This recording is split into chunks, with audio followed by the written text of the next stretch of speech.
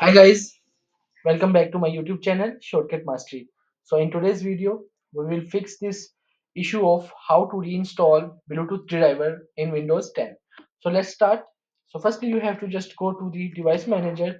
So you have to just type device manager in search bar and you have to just click on the device manager, and here it is. The device manager has been opened. So you have to just click on view and click on show hidden devices. By doing this, if there is any hidden devices, then it will be shown at here. So after this, you have to just expand this Bluetooth, and as you can see, there are many devices that has been attached with my Bluetooth. So you have to just uninstall the device that you want to uninstall.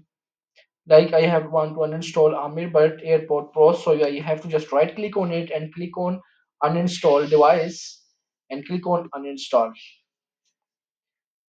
As you can see, Amerbird Airport Pro has been uninstalled. So after this, I will just click on action and click on scan for hardware changes.